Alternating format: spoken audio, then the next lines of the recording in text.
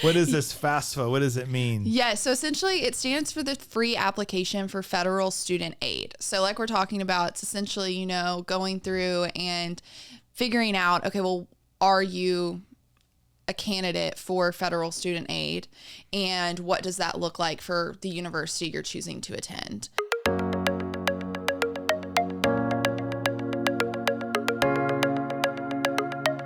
Welcome to a Wise Retirement Podcast. Are you curious about how the FAFSA works? I'm Casey Smith. Today I'm joined with financial advisor Michaela Dowdy. Each week we bring you practical advice on retirement, investing, and planning for your financial future. Don't forget to subscribe or write a review for our podcast wherever you're listening. Let's get started. Hey, Michaela. How's it going? Welcome back to the podcast. Happy to be back. So it is summertime in Marietta. You've moved to the big city, though. I have. You went south against my recommendation. I know, but I'm in such a walkable area. It's so nice. Yeah, my son had a ball game down there. Oh, really? There's like a school, like he plays in these really big tournaments, so they can't do it in one place. So this is for baseball. So there's a school. All I have is one field. Interesting. And so we were like down in Midtown in this one ball field, and it would rain for like the first 4 hours. So we ended up kind of looking for a place to eat, and we ended up in this really cool spot. It was where were we? It was a Shake Shack. Oh, by Piedmont Park? Yeah. Okay. Sort of, maybe somewhere in there, Okay. Yeah. I just for the disclosure, I'm an outside the perimeter guy. If I go inside the perimeter, it better be a Sunday morning like it was, because I do not like to go inside the perimeter. Big OTP guy. I'm an OTP guy, yes. But I was like, I can see why Michaela would like it down here, because I saw a little grocery store, and then there's where the people, it's like live, work, play, except you don't work there. You have to drive up here. I know. But the commute's not that bad. All you young people start down there because it's all pretty, and then gotta have the city life. You want to buy something someday, and you're like, I gotta get out of here. Very true. Yes. No, a home ITP here in the perimeter is not as affordable as you would like. But yeah. No, and they're so close together. It's like all these houses are just like on top. It's like they really are. Nobody. I remember we had a person. It was work related, but they visited us, and they literally lived in Manhattan. And they were not staying at our house, but they were working on a project for me. And I was taking her to the airport, and I had to swing by the house because we were headed somewhere else. So I went to pick up my wife, and I said, hey, I'll pick up my wife, and then we're going to go down to I'll drop you at the airport, and we're headed south. Yeah. And she got to our house, and she got out of the car, and she was like, wow, this is a backyard. Like, my kids don't even know what this is. Oh my gosh. We walk 4 city blocks to get down to the park. Yeah. And I was like, wow, that's crazy. That's crazy. Like, there's kids who've never seen like a backyard with grass and a playset. Yeah. They experienced it on the TV. That's about it. Yeah. I feel like even in our midtown houses, we still have backyards though. Yes. We don't have high rises. Yes. I mean, yes. If you're like actually like looking for a home, you're still going to have a backyard to some degree. Right. And I feel like typically even with the way Atlanta is laid out, it seems like in the perimeter, most of the homes are already around a park of some kind. Yeah, that's true. How they designed it. Yes. A lot of them are kind of centric to a park itself. But. Well, it is that time of year to be filling out FAFSA forms. I mean, I've seen the form. I have worked through the form a couple of years ago for a client because I felt like they were getting taken by somebody. Yeah. I probably should say that story now. There's these people out there who call themselves school planners or college planners. College planners, I think. And there are real college planners, but in this particular case, the guy was trying to get them to buy whole life insurance as a college planning technique, calling himself a college planner. It was very clickbait or very, carrot, I don't know. What am I trying to say? Was this the same? Bait and switch. It was a bait and switch. Was this the same situation where it was like moving assets to other areas as well? They had only had like $100,000 in cash. And he's like, oh, all this extra cash is gonna caused you to have to pay more in college tuition. So we need to get rid of this cash. And I want you to buy $100,000 life insurance policy, a whole life insurance policy, because whole life doesn't get counted as an asset on the form. And then I looked at the whole thing. I researched it. And I was like, actually, neither does paying off your home. Why don't you just pay off your home? Yeah. And they're like, what? Well, your house doesn't count as an asset on the FAFSA, so just pay off your home. It's the same thing as if you're gonna do it, if you're going to lose $100,000. And then I said, oh, by the way, if you clear the deck on the $100,000, which I don't think you should do, you're going to save $600 a year. Yeah. $600 a year. And now you get more interest than $600 just by leaving it in a high yield savings account. So, man, I'll say this over and over again, but the barrier to entry to be a financial advisor is super low. Super low. It is, you pass a test and you're good to go. And so many firms sell stuff. And in this case, this guy, he's probably making, I don't know, 35 to 45% on the whole life premium. Yeah. That would be paid in. So it's ridiculous. It's insane. So let's talk about FAFSA and what it is, why we need to do it. My kids haven't needed it yet, thankfully, and your school didn't even use it, right? So they had it if you wanted to, but they didn't require it for merit-based scholarship. And I was someone that, thankfully, my family just did not qualify already for federal aid. And so it got to the point where it was like, well, if I'm not going to get federal aid and I don't need it for merit money or academic money at all, then there's no need to really submit it and go through the process. That's kind of my point right now. This is my question to you, Michaela. Yeah. What client would we have here that was going to get financial aid by filling out FAFSA? Most are not.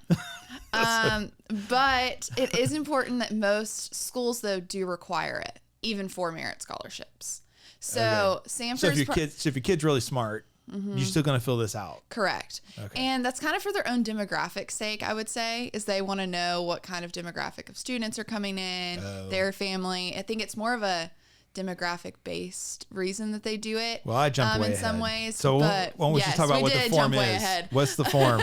What is this FAFSA? What does it mean? Yeah, so essentially it stands for the free application for federal student aid. So like we're talking about, it's essentially, going through and figuring out, okay, well, are you a candidate for federal student aid, and what does that look like for the university you're choosing to attend? And so it gives them an overarching view of your family situation and whether you sit on the fact that it's fair that parents are considered or not into that assumption, into that calculation.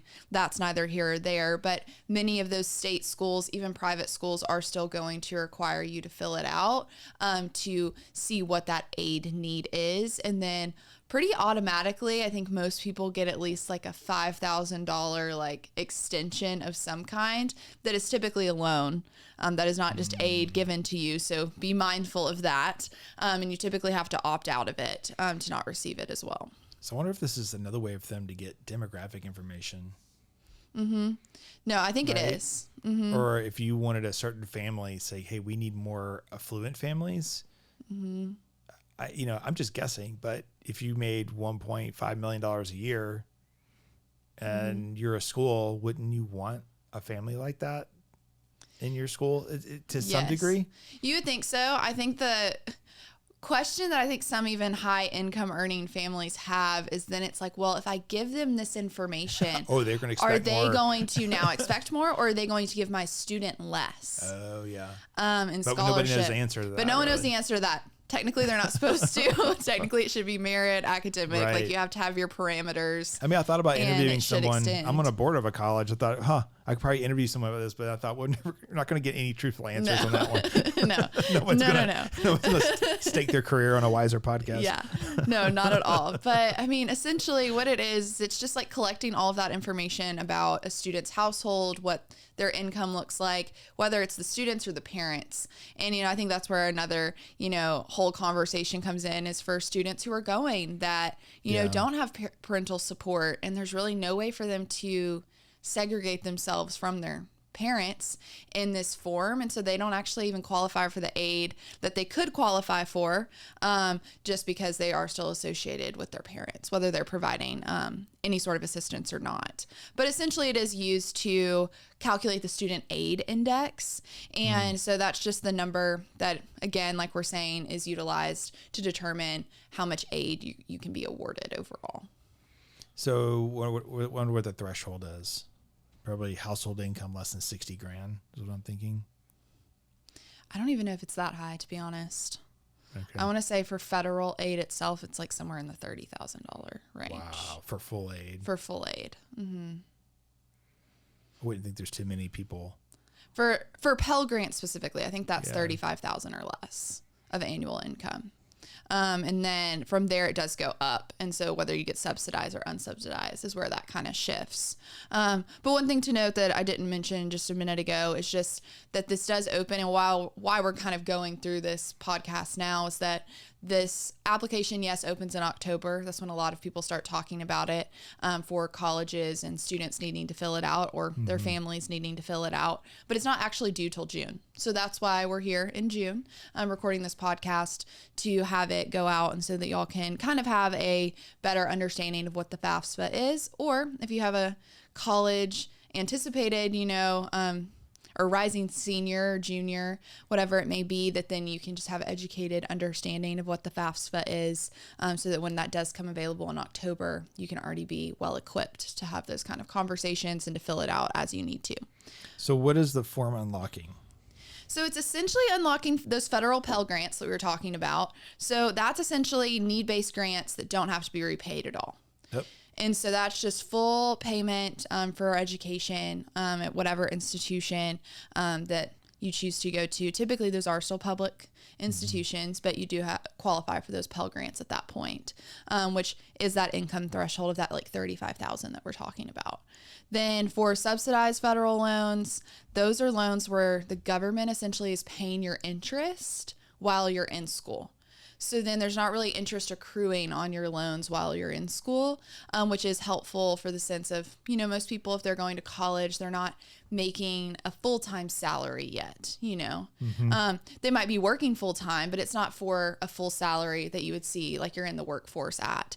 And so that can be a great benefit to having those subsidized student loans, that even while you're working, you're not collecting that interest year over year into your loans that you've had extended to you, which is different from the unsubsidized federal loans. So then that's where you're, it's available to pretty much all students, but at that point, you're not really getting that subsidized basis of where, you're having to have that interest. It starts accruing once you receive the loan. Then lastly, or not really lastly, but one of the other options is a federal work study. And, that's for students who, can even work part-time, like at the school, is a lot of things that schools choose to do, and they'll pay you, salary, but then, or a portion for part-time work, but then they'll also, maybe associate that with a scholarship, or they'll associate it with some sort of financial aid as well. You think that's mostly in public universities that would offer that? Some private universities allow it as well. I will say, though, if you're going to do that, typically you still have to have a FAFSA on file regardless, in order for any sort of work study. Yeah. They have to have a FAFSA of some kind on file to at least see what your aid need would be. Okay. Because those are still limited to those students that need that aid. Then for student or state and institutional aid, so just many schools are still going to require the FAFSA for any sort of those like grant considerations, anything like that is more of a need-based scholarship. Okay. So I guess really the next question would be, who should be filling this out? It sounds like everybody. Yes. Overall, everyone should be filling it out, but I think you can make an educated understanding that if your child is going to a school that isn't going to necessarily make any difference of opinion on whether you fill it out or not. You know that you're already above the need threshold. You're likely not going to take any sort of subsidized or unsubsidized loans from the government for your education for your child or yourself. Then it can be something to consider. Well, if my school's not going to require it, then is it really even necessary for me to fill this out? Because it is very time consuming and you have to fill it out every year. So this isn't something that you fill out once. You do fill it out every year. Now, most places do say it takes about an hour to fill it out, but that kind of, I think, depends on as well as who you are as a person. If you're a child having to go to your parents and say, hey, how much did you make this year? How much did you do this? Or, you know, what is the value of your accounts? All of that, then one, that can feel intrusive in some ways, and can be a difficult conversation. But two, it can also be a area where it can just be a little bit more of a hassle. So if there is a way that maybe you don't have to, that's fine as well. So I think it's just understanding that there is an option here, which I think a lot of times is not seen as an option. And I mean, I know even going to Sanford, I would flippantly mention at times like, oh yeah, I've never filled out a FAFSA, because it would come around every year and all of my friends would have to fill it out. And they're like, what do you mean? And I was like, I never submitted one. You don't have to at Sanford. Like you're not required to submit one. I still have my merit scholarship and academic scholarship money. And I still got a great scholarship there. I was like, but I knew I was never going to qualify for the need-based. So it didn't matter at that point to submit one. So again, that goes back to high net worth families. Maybe you should ask a few questions before you start wasting time filling out the form. Yes. Is that fair to say? Definitely. I think that's a great question to ask, even on like a college tour. Is say, hey, are scholarships dependent on FAFSA? Like merit scholarships. Need-based are always going to require a FAFSA. I mean, you can pretty much guarantee that. But if it's not a need-based scholarship and it's just merit, do I still have to submit a FAFSA if I'm only after merit-based scholarships? And that's a great question to ask at those, tours. And those tour guides should be equipped to answer those questions. You would think.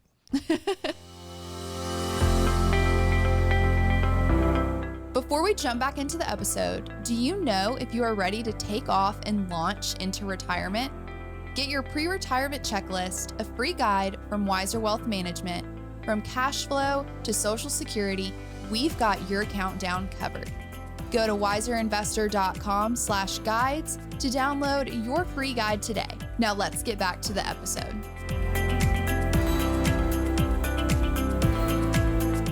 So how does high income disqualify us from scholarships and financial aid? So for merit-based, it shouldn't. Ideally, I think you do come across, I will say, if you are to Google this and go down a deep dive rabbit hole, you are always going to have those families that'll say, oh yes, my Johnny boy didn't get as much merit scholarships because we submitted a FAFSA and they saw our, income statements. And because of that, he didn't get as much awarded to him as he should have because that school knew we could just afford a few extra, dollars or whatever for his school. And you'll see that happen and people be disgruntled. Granted, though, there's no full basis. Like you really can't get to the bottom of that because merit base is kind of awarded based on your essay, which can be a little subjective. It's awarded on different just criteria there that sometimes is not, it's more of your athletics, your artistic ability, your academic achievements, anything like that. And it should not be based on the income of your household. So that's something that it is typically not a factor into those merit scholarships. But that being said, many schools still require you to submit that FAFSA in order to qualify for merit-based scholarships. I mean, my son's on a full athletic scholarship, and the whole process was, we didn't even do an essay to get into the school. I mean, he didn't even have a normal application. I don't know if we even filled out an application, quite honestly. I'm sure we did. I'm sure he did. But no, there was no FAFSA. So I can speak from experience on the athletic side that there was very little aid. Now that's a D1 school where a D3 doesn't offer athletic scholarship, so it's all academic. Definitely. So I could still see why you might fill one out on that front. Definitely. But I don't know. So on the back end, I also know that this stuff gets used through the school's advancement department. So they see this And even in my own experiences, I've seen people rolled into boards to have kids in a school. And I'm like, wow, you wouldn't know anything about this school. And then now your kid's here. Now you're on this board. That's because someone, they figured out your, yes, it wasn't just your lifestyle. It was it was a FAFSA form, probably. Exactly. Yeah. So, but also you have to be willingly to say yes. So it's not like they were just held to a gunpoint and say, hey, you're a high earner. We're going to put you on this advisory board. Exactly. So you had to have say yes at some point. So for needs-based aid, like Pell or standardized loans, I mean, there's really no reason why you would fill out FAFSA for that. So you would have to have a FAFSA for need-based. But if you had high income, your needs-based. No, correct. If you have high income, then you're not going to qualify for that need-based aid. So at this point, it would just be if you already know you're above those thresholds, and those thresholds do change every year. But I mean, like we're talking about with the Pell Federal Grant, I mean that's $35,000 for most of who we have as clientele. They're not going to fit into that category. Right. And so it is something that, of course, subsidized loans also come into the equation. But I mean, it can give you like access to those if possible. But for high earners, typically that's really not going to be an option for you either. The only thing you're really going to have options to is unsubsidized loans, which at that point, yes, you're getting more government loans opposed to private loans if you're planning to take out a loan for education. But that would be the only reason at that point that you might qualify for more of a need-based due to the fact that you filled out a FAFSA. All right. So let's say we got to fill this thing out. What are some common mistakes we need to avoid? Really, it's missing the deadline. That's a huge one. Yeah, so that's important. Be sure that you're,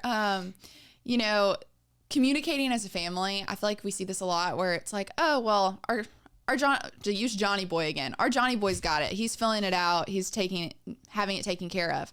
And honestly, what you kind of find out a lot of times is, one, if your kid did fill it out, they probably put a bunch of incorrect information on it. So you really do need to be involved in this process as a parent.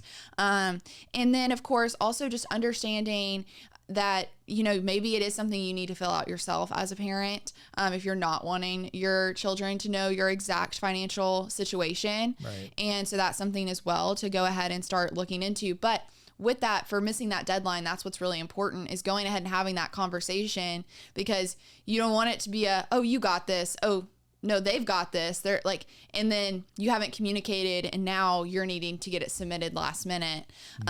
Granted, I mean, this goes on for months. I mean, the application's open for a very long time, but just something to note there, because it is huge that you want to get that in as early as possible. And that's really is because those need-based aids only extend so far to some degree, right, at universities, or if you're, going for a need-based scholarship that's only through the university itself, then that's specific or really any scholarships. I mean, those scholarships are going to go faster throughout the application process. So you just want to make sure that you're at those first pools, which is honestly just general college application advice. I mean, if you talk to anyone in college applications, the earlier you get your application in, the better. Overall, I mean, you're going to have they're going to look more fondly upon your application typically. And so that's just a big thing to note there. Also, leaving anything blank. This one's kind of fascinating to me, but apparently, even if it's like you don't qualify or you don't have any sort of like, if it's investment accounts and say, there's a zero there for whatever reason, then like you wouldn't just leave it blank. You'd actually put a zero or something like that. So knowing that sometimes they might come back and say, hey, you've left these fields blank. And so just making sure that you are filling in everything, which I know sounds very basic, right, but just something to note there that even if it doesn't apply to you, making sure that you are taking care of that. And then the IRS data retrieval tool is also something that can be very beneficial because it auto-fills out all of your tax data. So then it's a little bit more efficient for you. You're not having to fish through your own tax return or your own financial documents. It's just pulling it directly from the IRS website to begin with and what you've already submitted over the years, which can be a huge benefit, especially with how we've already been talking. This process can be lengthy if, you're not using the, quick and easy little tools that they have available to you. And then also not reapplying each year. That's a big mistake. And that is something that can also just be known very quickly. And a lot of schools try and make sure that their students are very well aware that they have to reapply every year. But if you're someone that doesn't pay attention to your email, or, your kid isn't great at paying attention to their email, then, just maybe making sure that you're on top of that and knowing that you do have to reapply each year. Because say you are getting need-based scholarships from the university themselves, or say even a merit-based scholarship is also associated with some sort of need. Maybe it's like a hybrid kind of scholarship. Right. And you want to make sure that you're not going to disqualify from that merit-based scholarship because you didn't submit a FAFSA for the year. Yeah. And so it's not just important to have that FAFSA on file during your application and enrollment process, but you have to do it every year so that they understand what your needs are. Makes sense. So how can we help people with this? Yes. So really it just comes down to, as a family going into the process and, even welcoming, maybe a financial advisor, because I think this is a point too, where this is a really big area where your kid is likely 18, 17, 18, 19 in that realm, and they're about to go into the real world and become adults. And so I think this is a really big option and opportunity here where you are, filling out a FAFSA potentially, and they're going to have some insight into now what are the family, finances in some ways. And I think that's a great opportunity to start to, have that conversation of, well, how do you manage finances correctly? And I think it's huge too, because most, people when they're going off to, and children, and I mean, they're adults, but still children at heart. Right.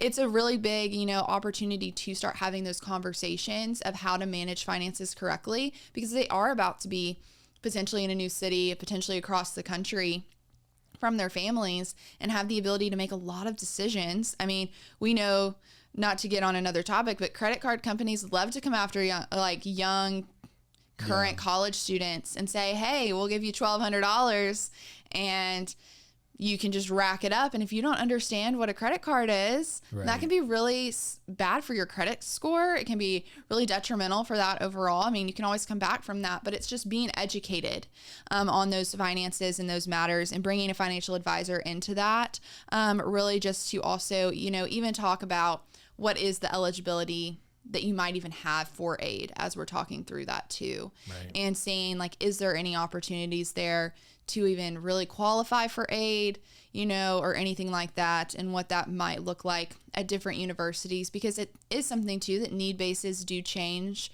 for need-based scholarships that are specific to universities and are not federally given. Those do shift. And so that is something that maybe you do bring in your financial advisor to have that conversation of, hey, we have the opportunity to get this need-based, but we don't really know if that's fully where we're going to align. What do you think? You know, and just having those kinds of conversations. And then also on the flip side of that, with aid, if you're not going to get aid, or maybe if you are, and scholarships wise, what is it looking like the cost of college is going to be, and having that college planning from the forefront there, and making sure that you have financially prepared overall to have your kids going to college if you're providing for them, or if you're letting your kid, go through and get student loans and that kind of thing because you want them to have some skin in the game, right, as we hear a lot of clients say, then allowing them to do that, but having a good conversation with them of, hey, this is what a loan is. This is what the loan is. This is what it means. This is what interest is. Right. This is why it's so important to pay this down, even if you have subsidized loans, and making sure that those are still taken care of in that way. And so I really think it's just coming and being transparent with finances to whichever degree is comfortable for you and your family, but knowing that it's really just a great educational opportunity before they go off and get their higher education. Right. Yeah, that makes sense. Mm-hmm. I think ultimately it comes down to, do we want kids to have loans? I say a debt-free education is way better than an education that costs you money. Doctors and attorneys are probably going to have some type of debt. Mm-hmm. You got to be careful that they go into a career within those fields that can pay that back. If you're going to be a immigration attorney or a adoption attorney, you need to go to school debt free. Yeah. Because you're not going to make any money. No, definitely. If you're going to do, higher level stuff, then obviously you could be doing okay.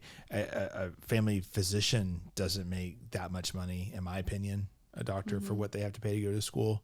So that's something to consider. All the consider headache as of well. the paperwork they have to do. I know, right?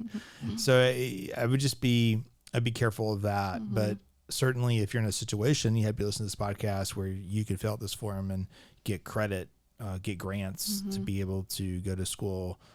That's great. I'm glad that those are there to help people further themselves. Definitely. Well, and I love what you're saying about it. And I think this is something where your education has to make sense. And like in the sense of the return on investment almost of what are you, and maybe I come from a household that's what was told of me a lot when I decided I want to go to a private school and education was, well, you better get a great return on this investment, Right. And so that's something that you do though need to be mindful of. Okay, well, if I'm going to go and I'm going to get this very generalized degree that I'm only going to, I'm not going to pick on any sort of degree specific here, but you're going to history. Okay. History degree. Okay, you're going to get a history But that's degree. all you get. You just undergrad in history. Just undergrad history degree. You're not going on to law school. You're going to go back to your hometown and be a history teacher. Okay, maybe something to that effect. All right, you're gonna make $60,000 a year. And instead, you still go to a private institution. You go to Duke. You're paying 60 to 80 grand a year, or your family is. Right. And now you have a, well above really a $200,000 degree for an education that's really only giving you a $60,000 salary a year. Correct. And at that point, that doesn't make sense. And so it's understanding at times, and sometimes it's the people that you're going to be with, it's the connections you're going to make at the university. But honestly, if those connections are, worth the return on investment, then you should be sitting at higher than a $60,000 salary for how much you're having to pay to go to school. Yep. So that's something that we don't talk about enough, I think, when you're talking through the college planning, and that goes beyond the FAFSA, that what we're talking about today. But just something to note. There was a website many years ago. I don't know if it still exists, but you put in what your major was at school. It would tell you what the cost was. You'd say, this is what I'm going to do in my career. And it would tell you what the average salary is across the U.S., and it would tell you if this is a good idea or not. Definitely. And I think that should be, by law, should be required before any student takes out a student loan, especially the private student loans. Of course. Because if you don't understand what your ROI is, then you could be stuck in a really bad way. No, definitely. And it can be really detrimental overall if you have all of those student loans and they just compile on top of each other year over year, and there are different interest rates. And you come out and you're making $60,000, $70,000, $80,000 a year, and then you're looking at $180,000 student loan. Yeah. I mean, that's crazy. It's how do you chip away at that? Exactly.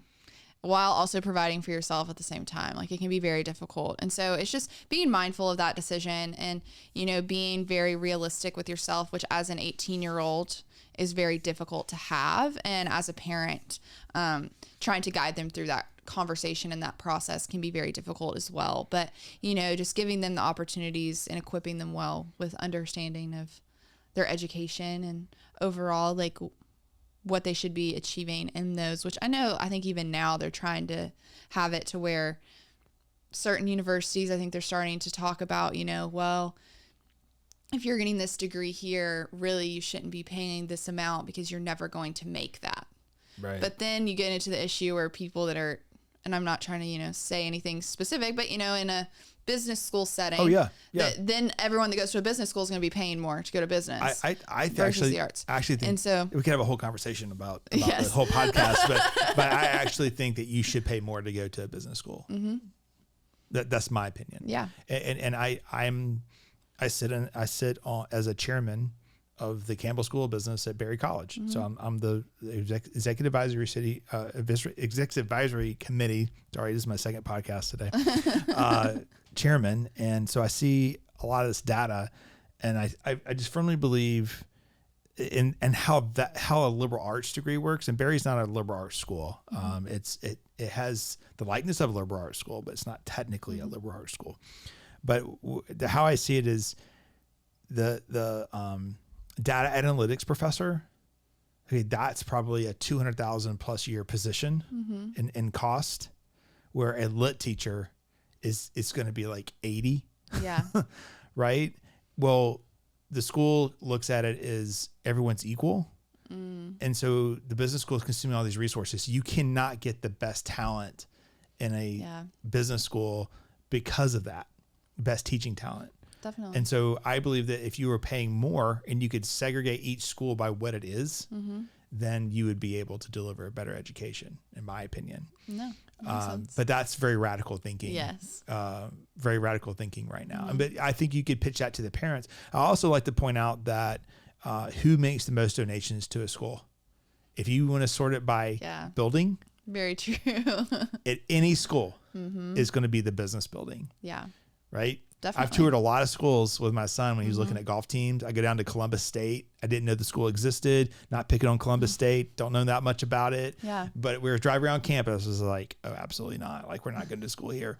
And then when I look at the business building, I was like, oh, wow, this business building is really nice. Yes. Yes. No, and that's exactly. because someone had poured a lot of time and effort into that building, and obviously wanted to be good for the area, but not to demean any other degree by any means, but that's just what that's what the data shows. And we need to have educations in other areas. That's important. But the data just says, man, maybe we should be charging a little more for a premium degree, in my opinion. But anyway, so we have some other podcasts related to this. Episode 270, What College Expenses Are Tax Deductible for Parents. Episode 136, a long time ago, Financially Preparing for Your High Schooler to Go to College. And then we have a YouTube channel, A Wiser Retirement, How Do I Save Money for My Child's Education? These are all things you can dive into deeper. Thanks for listening to today's episode. If you're interested in learning more about Wiser Wealth Management or coming to work here with Michaela Dowdy, man, the line of people that want to work with Michaela is crazy. They just filling up her calendar. I'm just chopped liver, like Casey and Shauna who, right? I don't know about that. But if you want to come here work with Michaela, you can do so by going to wiserinvestor.com. You can schedule a consultation online, and we'll talk to you guys next week. Thank you, Michaela.